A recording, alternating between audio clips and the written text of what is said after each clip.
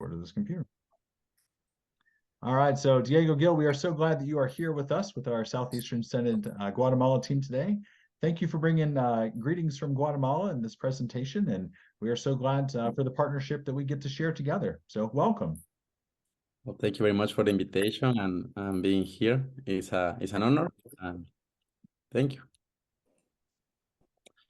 So first of all, I bring greetings from our pastor president, Karen Castillo, the central staff, the regional coordinators, the Milagro young ladies, the teachers from CILAC, and the congregations that are members of Iglesia Luterana Agustina de Guatemala. Thank you for the invitation. Today, I'm going to give a brief update of what has been happening in Guatemala. So first of all, thank you for the opportunity to share with Sharon Leon with her participation in our leadership retreat with the focus on Sunday school. You can see there all the participants, the Milagro young ladies, Leon and myself, but also we have the different leaders from the staff that were part of it.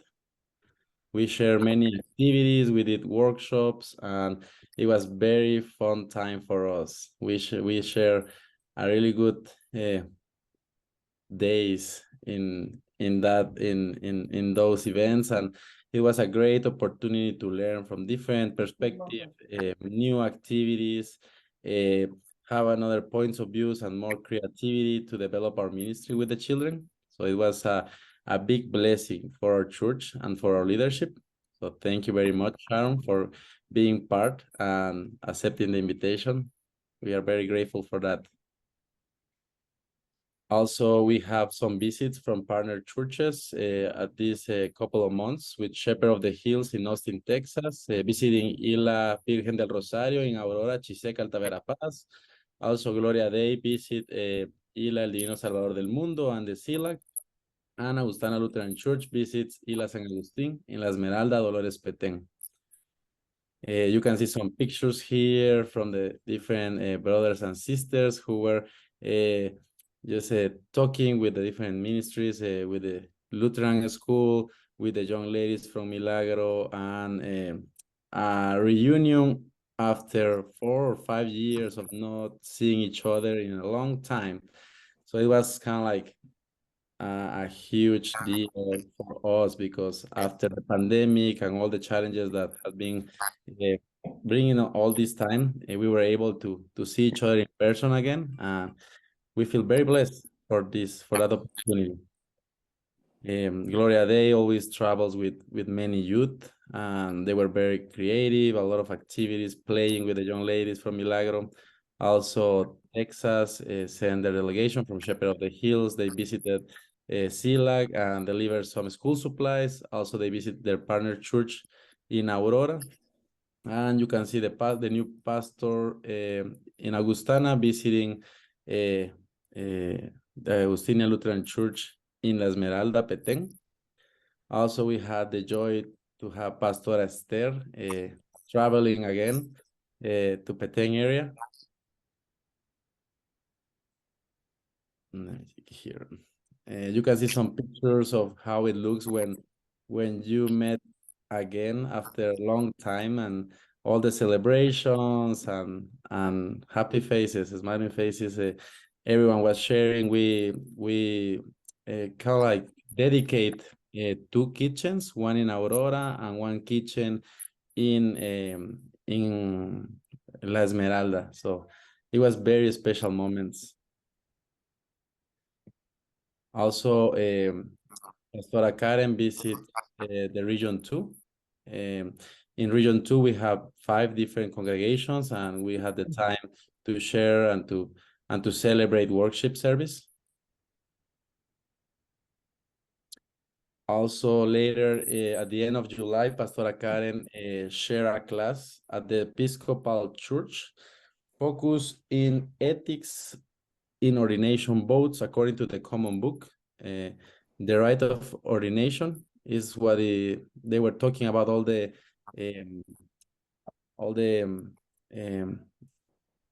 how do you say that? I'm not a pastor, so I don't know how all these words in English in a pastoral language, but it was all the commitments and all the guidance that they need to do with the different congregations. So it was a very special occasion too, because he was sharing in an ecumenical moment, because he was with the Episcopal Church. Also, we celebrate Zuleika's and Martina's birthday 15 party. So it was two birthdays, and we spent like many cake, a lot of cake for everyone. It was fun. Yeah, I don't know if you have questions at this point.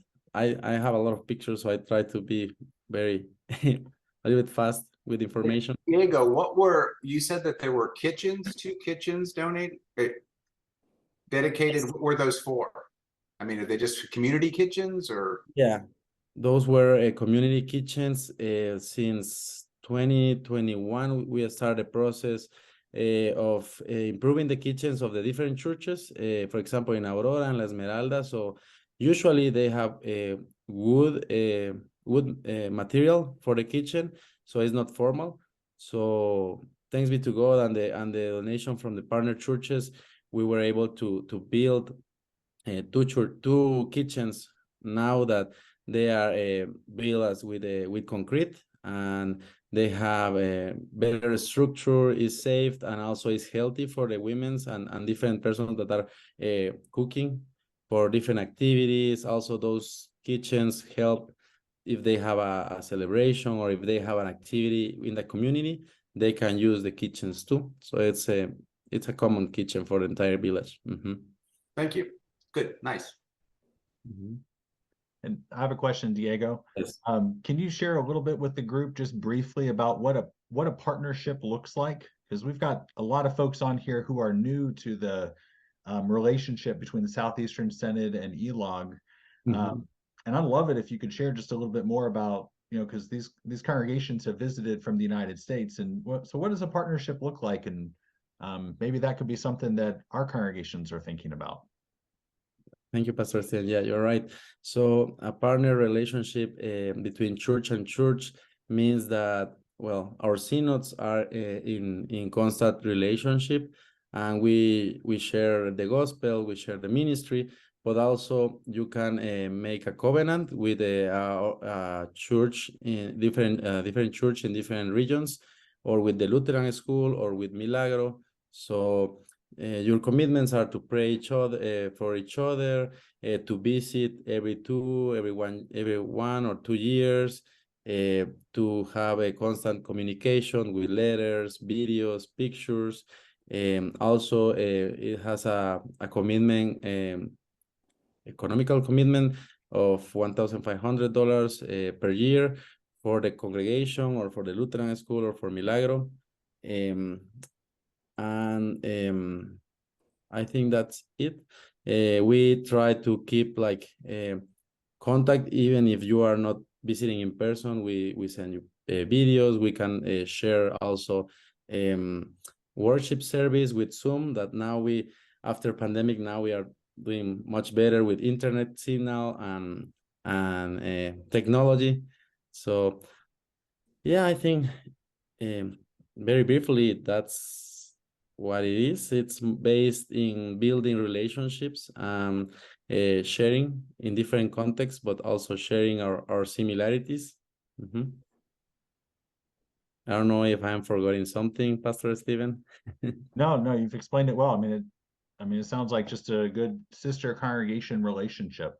And it for me, it's been a beautiful thing when those things happen, because it helps to focus in where your connection is, as opposed to, oh, it's this big amorphous whole Lutheran church in Guatemala. But when you can say, oh, I know the pastor here, I know the village, the people in this village, and we've shared some of us and they've shared some of them, and just building that relationship is a really sacred and holy thing. So yes.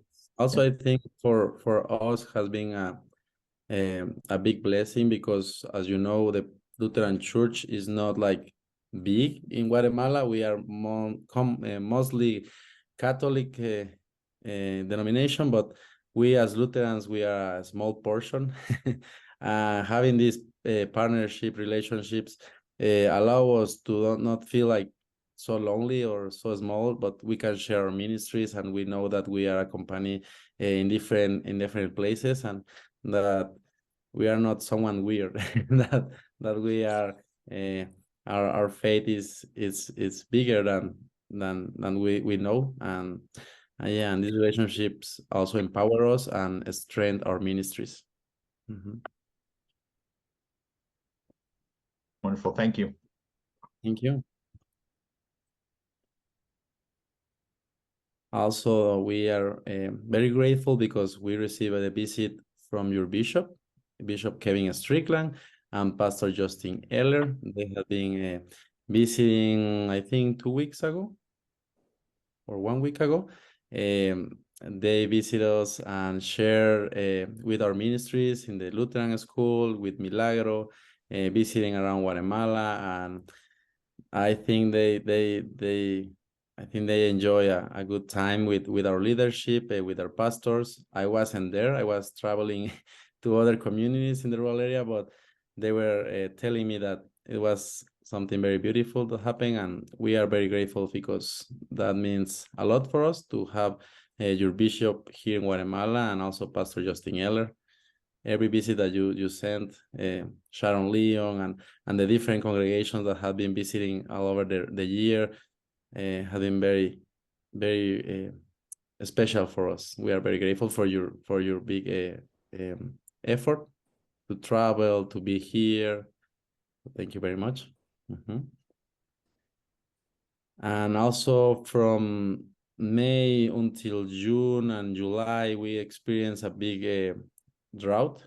We understand that also in Southeastern Synod, you have experienced high temperatures in your territory as we are doing. We are focusing right now in climate justice, looking for new opportunities and how to prevent this, because we have recorded the highest temperatures in Guatemala right now. So many families are worried about how this has been affecting the fields. For example, the corn, the beans, and the cardamom, that are the 3 main crops for us. Cardamom is, we sell that. The families are based in cardamom, and is very important for the economy of the families. Corn is very important for the food and the economy. Beans also. So those are the 3 main and big plantations that are based. So right now we are working on a plan, a prevention plan for next years, because we understand that the temperatures are not going to improve or going to be better in the short term. So we need to work in different aspects of our agricultural knowledge. So as you can see, they were not planting from. Usually for corn, for example, they plant May 10, and then they harvest in August, at the end of August. But right now, they planted until July, so they lost 2 or 3 months of crops. So right now, they are looking. We are experiencing better weather right now. More rain. It's not like too hot as months ago. But for example, the cardamom plants that you can see here in the right, they have been dried, and they lost a lot of plantations right now. So they are kind of like worried about what is going to happen, because most of the economy is based in cardamom. So right now we also are evaluating what we can do, and what we are going to do for the future, for the future years. I don't know if you have questions at this point.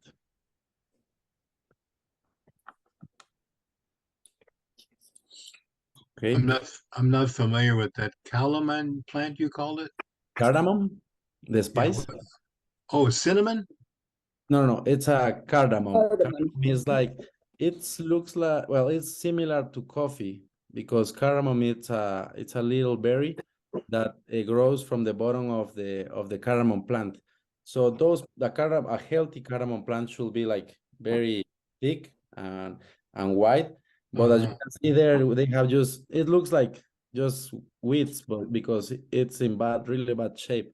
All the plants have been dried and Oh, yeah. So for example, in September, they should be harvesting the cardamom, but right now they have not, they have all dried a up.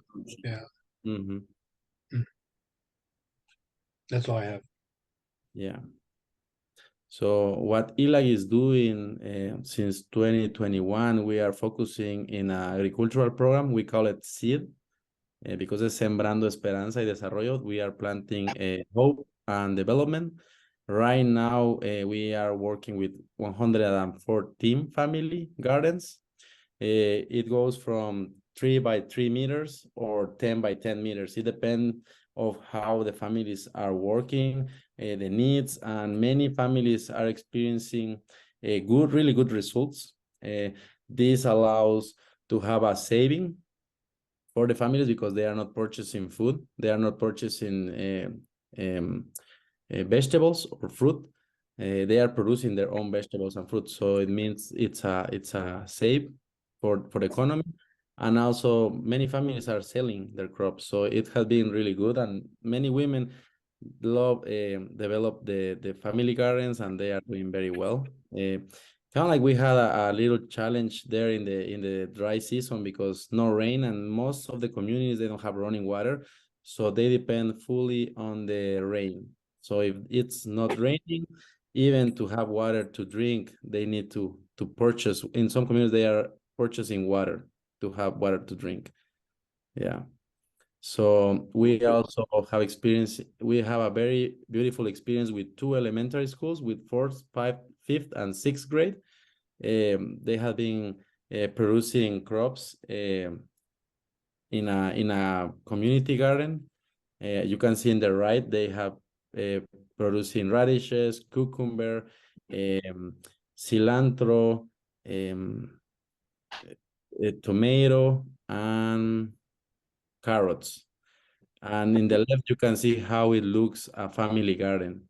We work in beds, so are 40 centimeters deep by 1 meter wide, and the how do you say the how long it is, the long, it depends on how the families wants to do it, because you can make it long as you want. And so that's a good example in the left, how we break the layers and we add compost, different organic sources in the community. For example, cow manure, horse manure, ashes from the cardamom dryers have been a very good fertilizer. So everything that we are adding is, it represents 0 quetzales for the families. Everything is free because everything grows there. So they don't need to purchase chemicals. They don't need to purchase different agricultural supplies because they can produce by their own for the gardens in a family garden. But we were thinking in wide spaces, in plots, in bigger parcelas or the fields. They need to have like a bigger source of compost or organic fertilizer. I don't know if you have questions right now.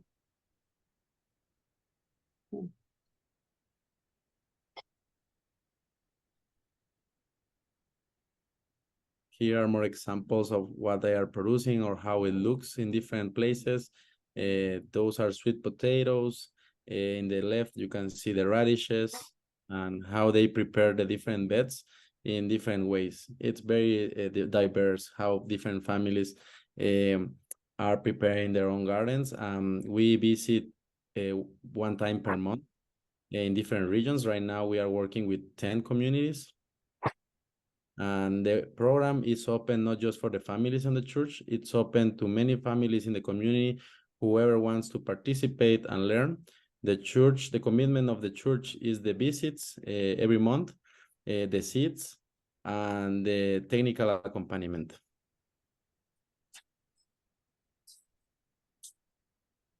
Diego, just a word of affirmation. Thank you for your hard work in making the seed program work and organizing all of that, and really well done. Keep it up. Thank you, Pastor Steven. I think this ministry is very new, but I love to do it, and I think the families have been taking all this opportunity very well, and they have developing the skills, and they are hardworking people, and they just want the chance to learn and to grow what they need. Also, this is able because your support, all the supplies, the materials is with the support from our partner churches and different friends from from the Southeastern Synod. So we are very grateful for that, because you are making this possible.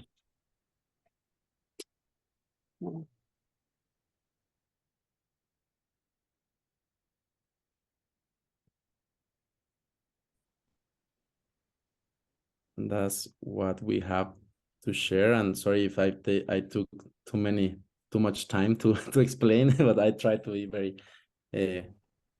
very quick with the time. No, Diego, thank you so much for sharing. We really appreciate you. That gives a great sense of what's going on in ELOG right now. I'm glad to hear that Pastor Esther is able to travel again. That's wonderful news. I think that had been a while, hadn't it? Yeah.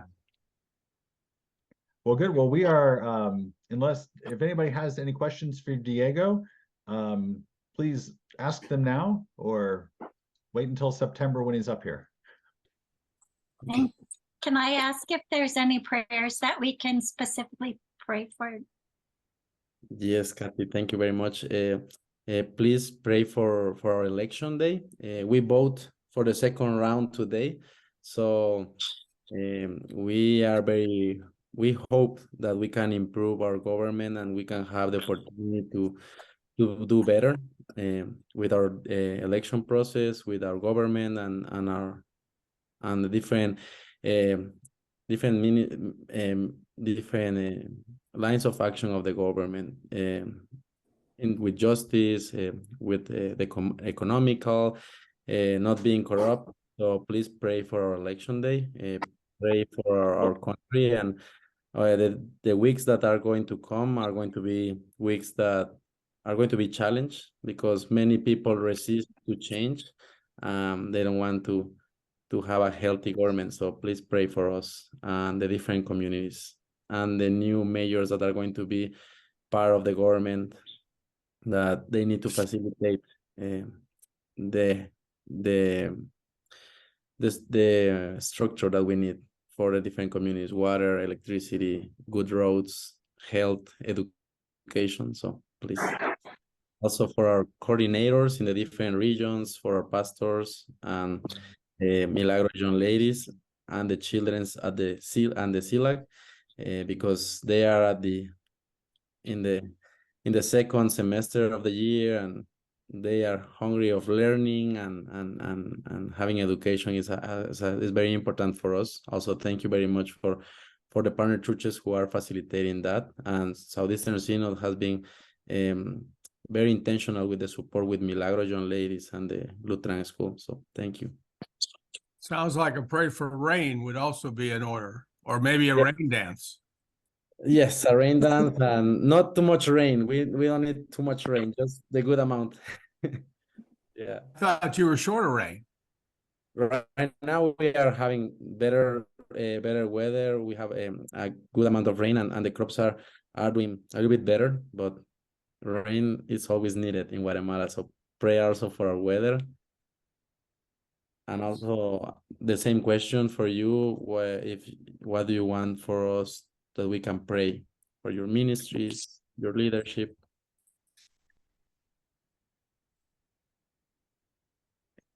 I know Pastor Karin is heading to Poland next month for the Yes. Lutheran World Federation Big Cheeses meeting.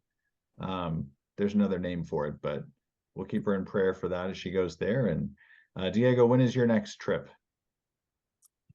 To the rural area? Yeah. Yeah, I'm traveling to Petén area the 31st of August and coming back between the, I think, 7th or 8th of September. And then the next trip is to visit you. So we are pretty excited to be there and share with you in person. Yes, indeed. We are looking forward to your visit. Well, I'll tell you what, let's close this time with Diego with a word of prayer, and then and Diego, if you want to stay on, you're welcome to, or I'm sure you have a few other things you may need to attend to. So, so let us pray.